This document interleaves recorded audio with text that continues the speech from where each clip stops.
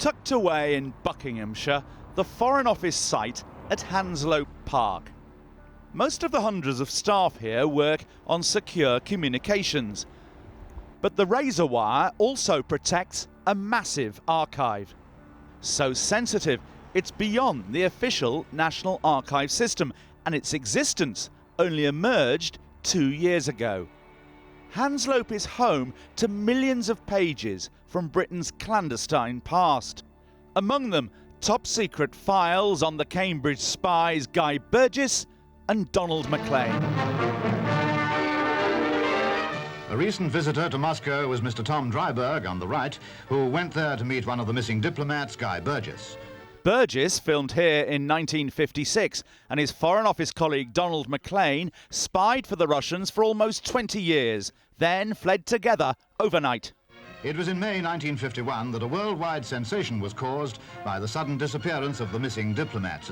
It was believed they had gone to Russia, and this was later confirmed. Among the files stored here is the internal Foreign Office inquiry into Burgess and Maclean, the Cadogan Report, kept from the outside world for 64 years. Until now. The front cover looks like a children's school project, but inside are astonishing insights into how amateur, frankly, the Foreign Office and MI5 were in those days, and how little they actually knew about Burgess and Maclean. Cadogan says that while some colleagues knew of Burgess's louche lifestyle, the Foreign Office institutionally didn't know until the men vanished. In Mr. Burgess's case, it was alleged that he'd been an active communist as a Cambridge undergraduate in 1932 and 1933, and had been in contact with communists up to 1939, that he was a heavy drinker, that he took drugs, and that he was a homosexual. They'd heard rumours of Burgess's sexuality the year before, but the rest of it was complete news, says Cadogan. None of this information, whether true or false, was available to the Foreign Office or to MI5 before the disappearance of the two men.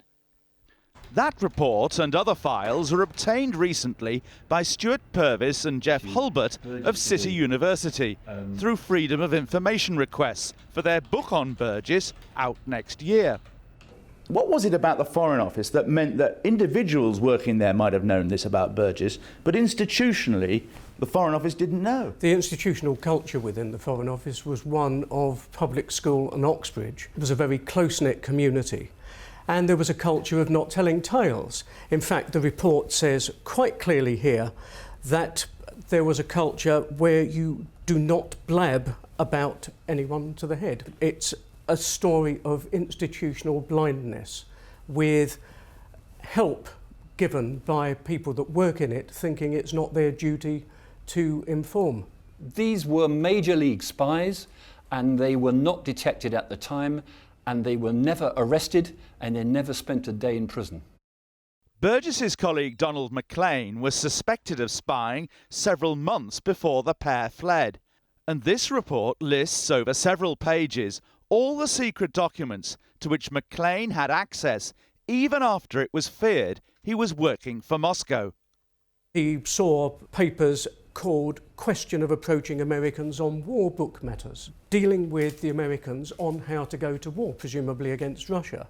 There are papers on the question of crossing the 38th parallel. The Korean War is underway. Russia Committee papers. Now, the Russia Committee dealt with propaganda worldwide against communism.